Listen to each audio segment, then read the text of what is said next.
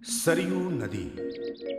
त्रेता युग में सरयू नदी के किनारे कौशल नाम का एक विशाल जन समुदाय था। उस विशाल समुदाय में अयोध्या नाम की एक सुंदर नगरी थी। अयोध्या नगरी 48 कोस लंबी और 12 कोस चौड़ी थी। चारों तरफ हरे भरे पत्तों से लदे सुंदर सुंदर वृक्ष थे। मंद मंद वायु से तरंगित सुंदर सुंदर झील थे। ऊंची ऊंची रंग बिरंगी इमारतें, घरों की दीवारें बहुत सुंदर थी। छतों पर उड़ते सुंदर पताके, देवालय, मनोहर उद्यान, मन लुभावन कारीगरी, आलिशान राज दरबार, कहीं हाथी कहीं घोड़ों का झुंड। अयोध्या में चारों तरफ सुख और शांति विराजमान थी। इस अयोध्या के राजा थे वीर, पराक्रमी और धार्मिक वेद ज्ञाता यजो राजा के पुत्र तेजस्वी राजा दशरथ।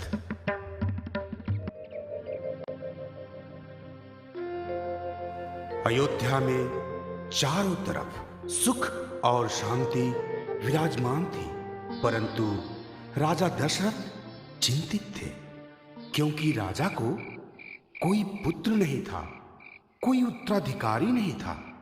अतः एक दिन राजा ने निर्णय लिया, वे शांति के लिए मृग बन जाएंगे। महाराज, आपने हमें क्यों याद किया है? आप युद्ध करने जा रहे हैं महाराज? नहीं, युद्ध क्षेत्र नहीं कौशल्या। तो फिर महाराज?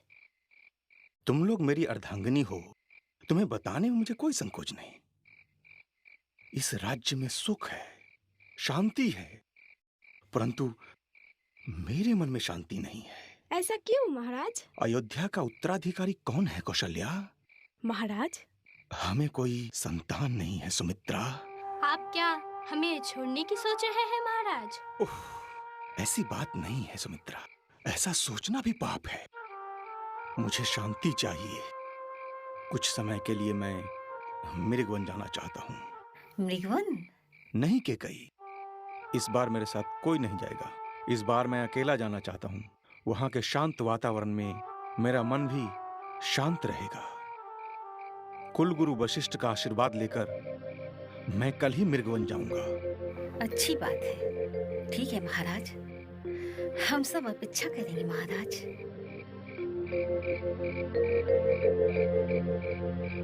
और दूसरे दिन सुबह गुरु वशिष्ठ की आज्ञा लेकर राजा दशरथ मृगवन के लिए निकल पड़े। राजा दशरथ शिकार की तलाश में इधर उधर भटकते रहे। बहुत देर भटकने के बाद कुछ भी हाथ नहीं आया। अचानक आवाज सुनकर राजा साम गए। हिरन, निश्चित हिरन पानी पी रहा है। हाँ, पानी पीने की ध्वनि तो आ रही है, परंतु कुछ भी दिखाई नहीं दे रहा है। हाथ में आए शिकार को ऐसे छोड़ दूंगा? हाँ, मेरे पास शब्द वेदी वाहन है। ये वाहन शब्द को भेद करके शिकार को आहत कर देगा।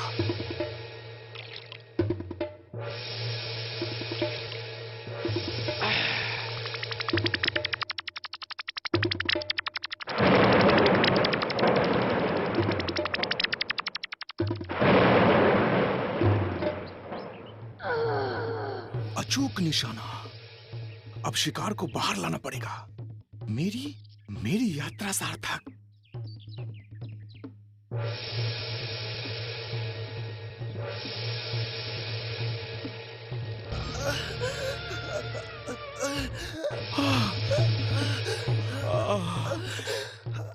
ये क्या किया मैंने?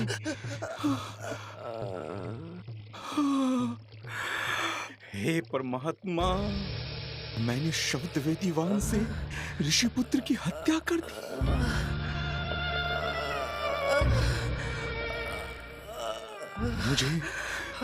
मुझे क्षमा कर दो ऋषिपुत्र, मुझसे भूल हो गई।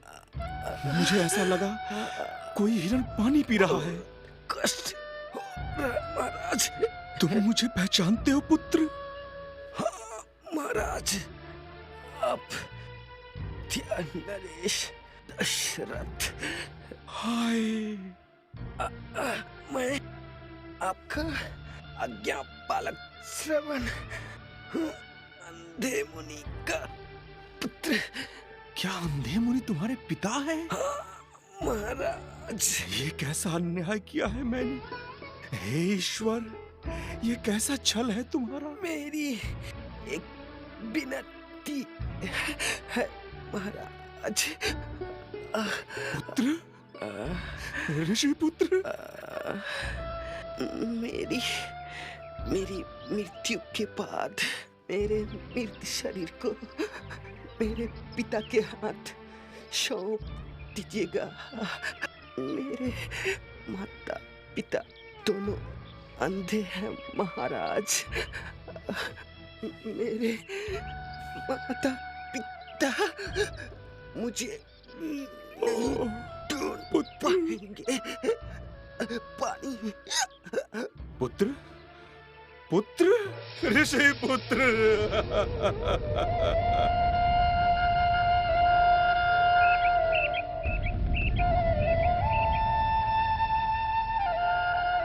तुम आ गए बेटे। श्रवण, तुम्हारे पिता प्यासे हैं, इन्हें जलपान करा दो। मैं आपका पुत्र नहीं हूँ माते। कौन है आप? मैं अयोध्या का राजा दशरथ हूँ मुनिवर। महाराज दशरथ, अहो भाग्य हमारा।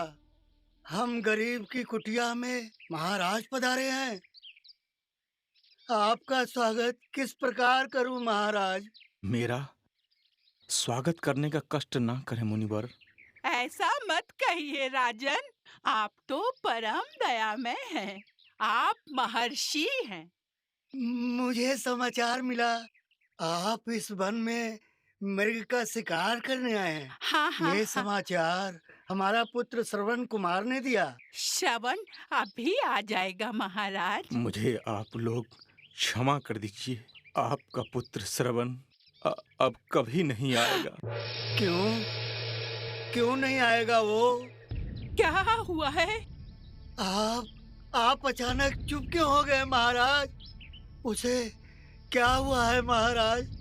आपका पुत्र श्रवण आपके सामने है मुनिवर। मेरे सामने? पुत्र, मेरा पुत्र।